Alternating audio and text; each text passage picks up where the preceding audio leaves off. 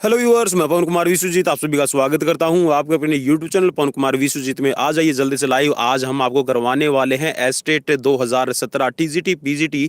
जी हां दोस्तों, दोनों में ही आपके 30-30 प्रश्न पूछे जाते हैं। 30-30 क्वेश्चन से टीजीटी पीजीटी में पूछे जाते हैं मनोविज्ञान के। तो उन दोनों को कंबाइन करके हाँ दोस्तों 60 क्वेश्चन मैं आज आपको मनोविज्ञान से रिलेटेड करवाने वाला हूँ। और दोस्तों पहले से ही यहाँ पर क्वेश्चन के जो आंसर मैंने टिक मार्क कर रखे हैं ताकि ज़्यादा टाइम इसमें वेस्ट ना हो और आप जल्दी से जल्दी अपने एग्जाम्स की प्रिपरेशन हमारे साथ में ऐसे ही करते रहे। और अगर आपने हमारा चैनल अभी तक सब्सक्राइब नहीं किया है तो आप हमारे चैनल को सब्सक्राइब कर सकते हैं और बेल आइकन को भी प्रेस कर सकते हैं ताकि हर एक वीडियो का नोटिफिकेशन आपको मिल सके और आप अपने एग्जाम्स की तैयारी हमारे साथ में ऐसे ही लगातार करते रहे। क्योंकि हर रोज हम यहाँ पर लेकर आते हैं आपके लिए एक सीरीज और काफी बेदफुल सीरीज रहती है आपके कॉम्पिटिटिव एग्जाम्स की प्रिपरेशन के लिए। तो चलिए आज की सीरीज के प्रश्न करते हैं। तो सबसे पहला प्रश्न आपकी स्क्रीन पर है और एक बार शेयर जरूर कर दीजिएगा।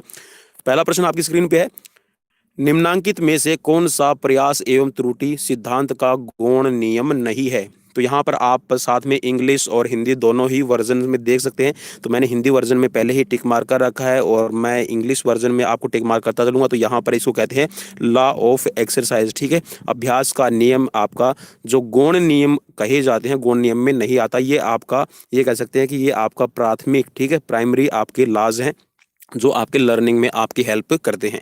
नेक्स्ट क्वेश्चन आपकी स्क्रीन पर है, पियाजे के अनुसार संवेदी गामक चरण के उपचरण मानसिक निरूपण प्रतिनिधित्व की आयु है। तो ये आयु होती है आपकी 18 मंथ्स टू 2 ईयर, ठीक है। 18 मंथ से लेकर और आपकी 2 साल तक ये आयु रहती है, ठीक है। नेक्स्ट क्वेश्चन आपकी स्क्रीन पर है, मनोवैज्ञानिक जिसने गणित की एक शाखा टोपोलॉजी के सिद्धांतों का प्रयोग करते हुए अधिगम सिद्धांत विकसित करने का प्रयास किया। तो ये जो अधिगम सिद्धांत को विकसित करने का जो गणित की शाखा का प्रयोग करते हुए इनका नाम है, जी हाँ, कर्ट लेविन।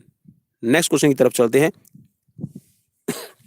नेक्स्ट क्वेश्चन है, आरपीडब्ल्यूडी एक्ट 2016 के अनुसार निम्नांकित में से कौन विशेष आवश्यकता वाले बालक का उदाहरण नहीं है। तो यहाँ पर इनमें से नन ऑफ दीज आ जाएगा क्योंकि यहाँ पर ये सभी आपके उदाहरण रहेंगे। एसिड अटैक वाले, ठीक है, आपका सेरेब्रल पैसले वाले और आपके यहाँ पे पेल्सी और यहाँ पर children with visual impairment.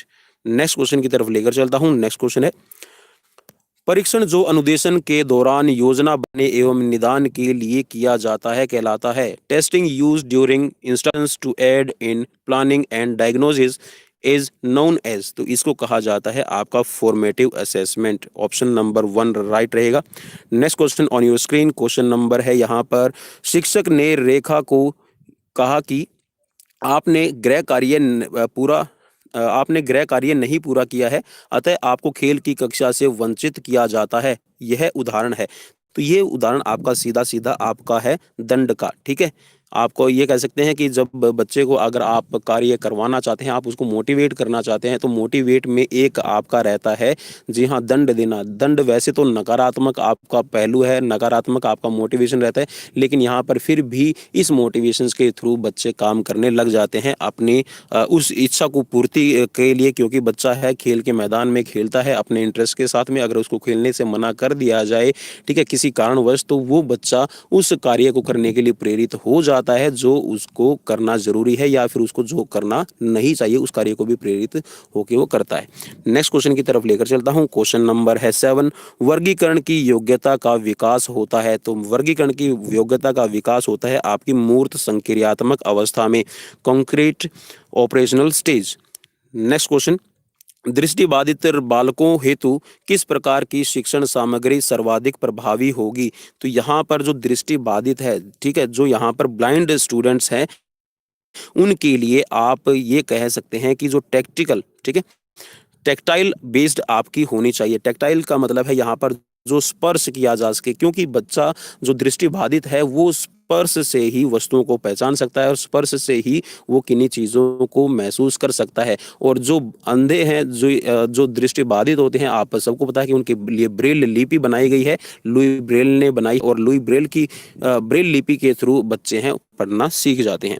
Next को स्क्रीन पर है, मॉडलिंग की संकल्पना दी गई है। तो मॉडलिंग की जो संकल्पना है ये दी है अल्बर्ट बंडूरा ने। ऑप्शन नंबर फर्स्ट यहाँ पर राइट हो जाएगा। नेक्स्ट क्वेश्चन है, निम्नांकित में से किसने बच्चे को टेबुला रसा एक खाली स्लेट माना है? तो ये माना है जॉन लॉक ने। ठीक है, जॉन लॉक का कहना है कि ये एक ब्लैक स्लेट की तरह होते हैं, एक खाली स्लेट की तरह है। इनके ऊपर आप जैसा लिखेंगे, जैसा इनको बनाएंगे, ठीक है, वो बच्चे वैसा ही बन जाते हैं। ठीक है, जैसे हम भी कहते हैं कि बच्चा एक खाली ब्लैक बोर्ड की तरह है, बच्चा एक कोरे कागज की तरह है। जो भी आप उस पर लिखते हैं, जो भी उसको करवाते हैं, बच्चा वही सीख जाता है। नेक्स्ट क्वेश्चन आपकी स्क्रीन पर है, क्वेश्चन नंबर है 11। निम्नांकित में से किस सिद्धांत ने संज्ञानात्मक विकास को सामाजिक मध्यस्थता युक्त प्रक्रिया, सोशल मीडिएट प्रोसेस के रूप में देखा है? तो ये है आपका सोशियो कल्चर थ्योरी। ठीक है, सोशियो कल्चर थ्योरी के थ्रू आपके जो संज्ञानात्मक विकास को सामाजिक मध्यस्थता युक्ति के रूप में देखा जाता है। नेक्स्ट क्वेश्चन आपकी स्क्रीन पर है।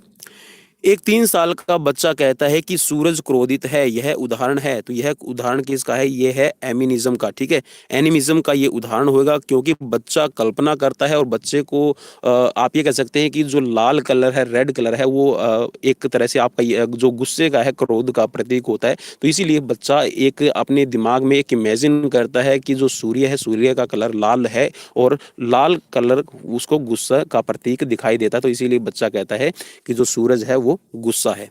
नेक्स्ट क्वेश्चन की तरफ लेकर चलता हूं, क्वेश्चन नंबर है 13।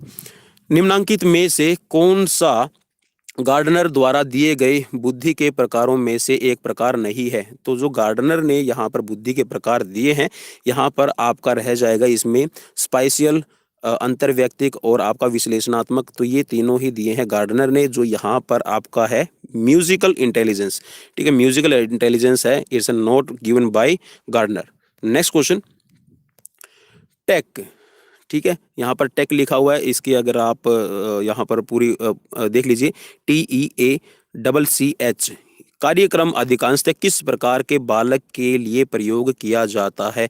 ठीक है, ये आपका IQ लेवल से रिलेटेड है और आप ये कह सकते हैं कि यहाँ पर उन बच्चों के लिए प्रयोग किया जाता है जो बहुत ही ज़्यादा आपके मेधावी होते हैं, गिफ्टेड स्टूडेंट। ठीक है, जिनको आप ये कह सकते हैं कि जन्मजात उनके अंदर बुद्धि है वो विकसित रहती है। ठीक है, जन्मजात तो बुद्धि तो विकसित नहीं रहेगी, लेकिन बच्चे का आप ये कह सकते हैं कि गॉड गिफ्टेड होता है, भगवान की उनको ऊपर एक असीम कृपा रहती है कि वो बच्चे ज़्यादा मेधावी रहते हैं, होशियार रहते हैं। ठीक है, नेक्स्ट क्वेश्चन की तरफ लेकर चलता हूँ, क्वेश्चन नंबर है 15। निम्नांकित में से किसने बच्चे में नैतिक विकास का अध्ययन किया है? तो नैतिक विकास का अध्ययन करने वाले आपके दोनों ही हैं, कोलबर्ग और पियाजे। ठीक है, इन दोनों ने ही अध्ययन किया है, तो ऑप्शन नंबर 3 यहाँ पर राइट हो जाएगा। नेक्स्ट क्वेश्चन है, शिक्षक को प्रत्येक माह के आखिर में वेतन दिया जाना पुनर्बलन के किस शेड्यूल की ओर इंगित करता है? तो ये है फिक्स्ड इंटरवल। जी हाँ, फिक्स्ड इंटरवल, क्योंकि यहाँ पर आपको महीने के आखिरी दिन ही वेतन दिया जाता है। ठीक है, तो ये शेड्यूल की तरफ जो इंगित करता है, ये आपका फिक्स्ड इंटरवल या फिर स्थिर अंतराल। नेक्स्ट क्वेश्चन है, यह किसका दृष्टिकोण है कि प्रत्येक बच्चे में भाषा ग्रहण उपकरण विद्यमान होता है? तो ये मानना है चॉम्स्की का। नेक्स्ट क्वेश्चन, शिक्षण का अग्रिम संयोजक प्रतिमान किसने विकसित किया? तो ये करने वाले हैं आशुबेल। नेक्स्ट क्वेश्चन है, बहुबुद्धि सिद्धांत दिया गया है। तो बहुबुद्धि सिद्धांत आपका हार्वर्ड गार्डनर के द्वारा दिया गया है, ऑप्शन नंबर 3 राइट हो जाएगा। नेक्स्ट क्वेश्चन, फ्रायड ने मनोलैंगिक विकास सिद्धांत के अनुसार मुख्य अवस्था की आयु सीमा बताई है। तो फ्रायड ने जो मनोलैंगिक विकास सिद्धांत के अनुसार जो मुख्य ओरल स्टेज की जो अवस्था बताई है, तो यहाँ पर ये है आपकी बर्थ टू 1 ईयर, जन्म से लेकर आपकी 1 वर्ष तक की आयु माना है। नेक्स्ट क्वेश्चन, दीर्घावधि स्मृति जो किसी कार्य को कैसे करें से जुड़ी है कहलाती है? तो ये आपकी कहलाती है प्रोसीजरल मेमोरी। ठीक है, प्रक्रियात्मक स्मृति। नेक्स्ट क्वेश्चन, सफल बुद्धि का त्रिपक्षीय ट्रैकिक सिद्धांत किसने दिया? तो ये दिया गया है स्टर्नबर्ग के द्वारा। The triarchic theory of successful intelligence was given by Sternberg. Next question, वह नियम जो अधिगम के गेस्टाल्ट दृष्टिकोण का भाग नहीं है। तो गेस्टाल्ट दृष्टिकोण का भाग नहीं है, ये है आपका लॉ ऑफ यूज। ठीक है, law of use and disuse आप सबको पता है, ये थॉर्नडाइक का है। ठीक है, जो ट्रायल एंड एरर की थ्योरी से जुड़ा हुआ है। तो यहाँ पर law of similarity, law of proximity और लॉ ऑफ क्लोजर, ये तीनों ही आपके गेस्टाल्ट दृष्टिकोण से जुड़े हुए हैं।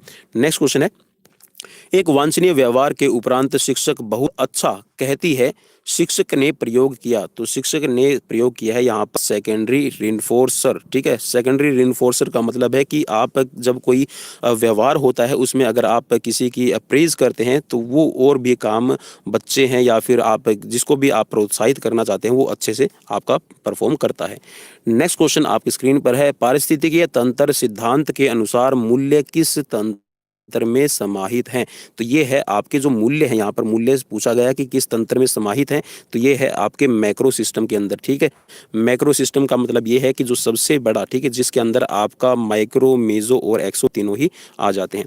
नेक्स्ट क्वेश्चन की तरफ लेकर चलते हैं। क्वेश्चन नंबर है 26, वर्तमान स्कीम के द्वारा बाहरी दुनिया को समझने की क्रिया कहलाती है, तो ये कहलाती है आपकी एसिमिलेशन। ठीक है, तादात्म्यकरण। नेक्स्ट क्वेश्चन, निम्नांकित में से कौन सा एक अर्जित अभिप्रेरक का उदाहरण नहीं है? अर्जित प्रेरक का उदाहरण नहीं है, यह आपका भूख। ठीक है, भूख एक जन्मजात प्रेरक है। ठीक है, यह आपकी बाय बर्थ रहती है। अर्जित प्रेरक में अगर हम बात करें तो अर्जित अभिप्रेरक में आपकी इंटरेस्ट, अभिवृत्ति और जिज्ञासा शामिल होती है। जो भूख है वो जन्मजात आपका प्रेरक होती है।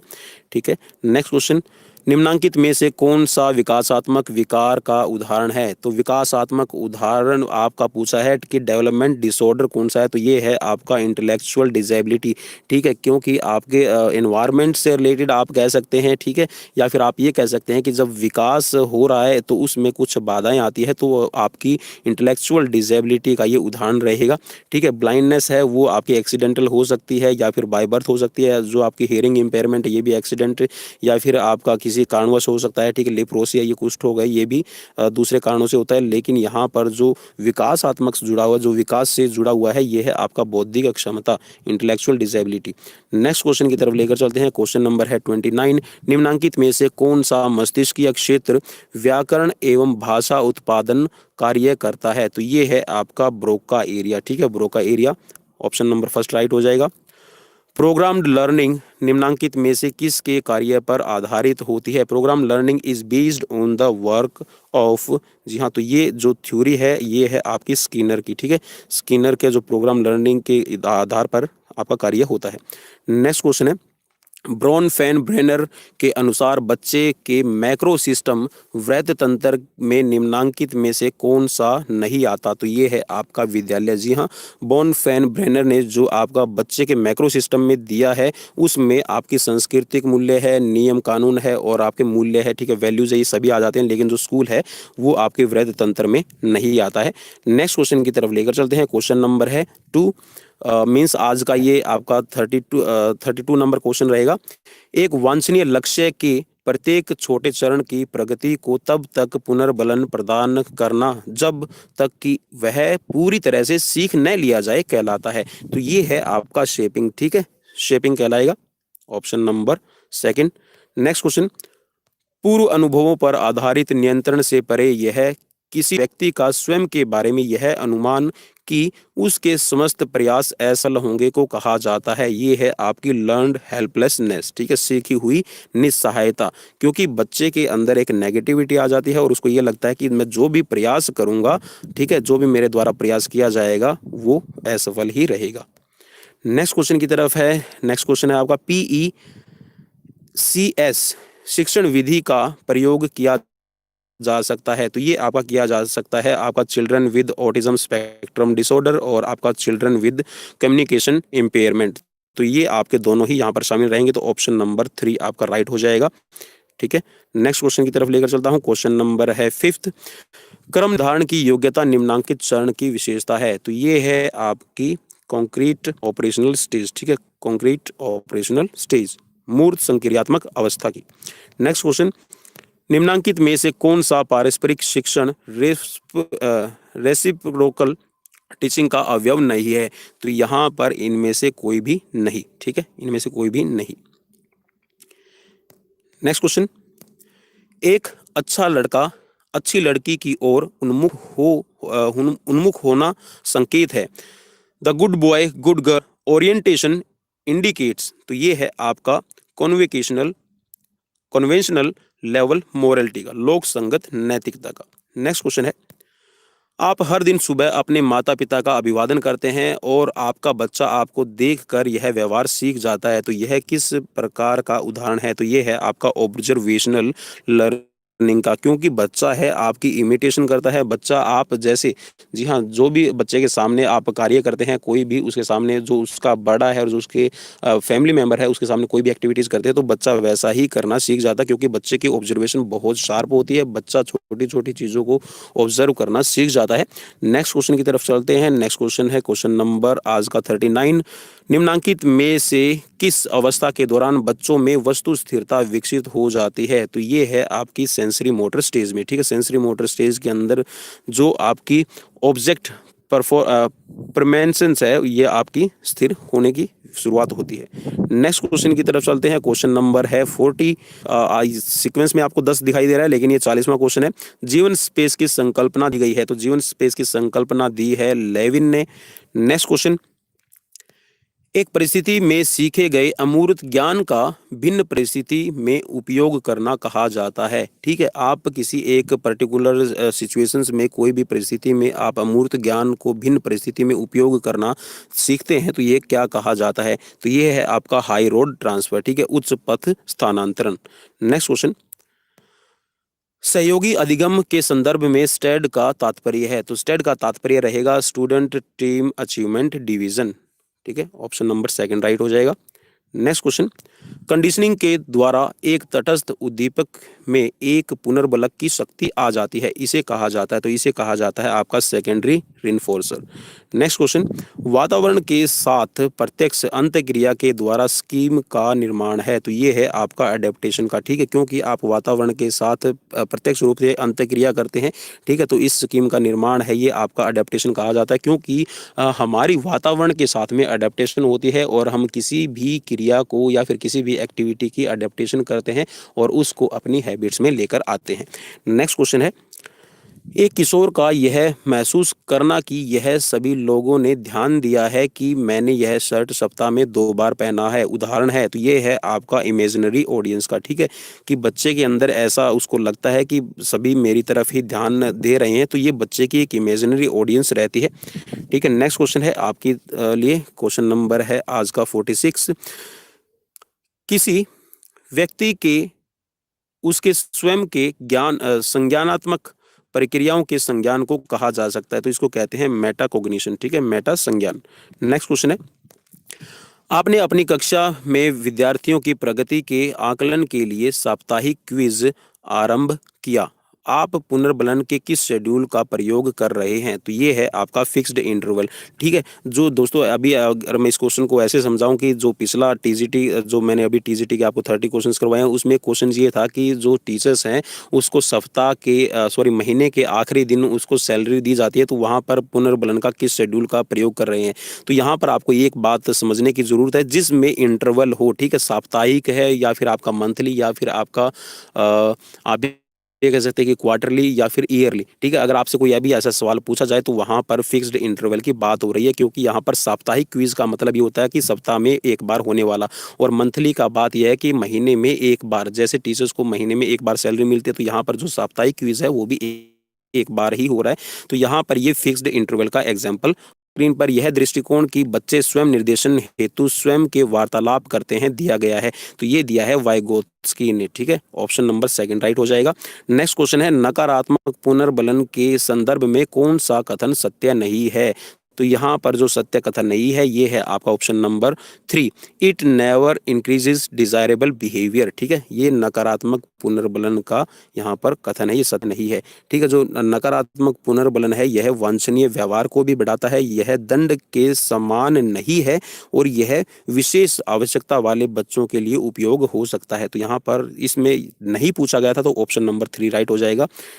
तो यहाँ पर दोस्तों एक और यहाँ पर कोटेशन दी गई है, यहाँ पर ये पूछा गया है कि 2 विद्यार्थी ए एवं बी पर एक बुद्धि परीक्षण किया गया है और ए की आईक्यू है वो 60 पाई जाती है, जबकि बी की आईक्यू 30 पाई जाती है, तो ए या बी के संदर्भ में निम्नांकित में से कौन सा कथन सत्य नहीं है? ठीक है, तो सही कथन नहीं है तो ये है आपका ए, ठीक है।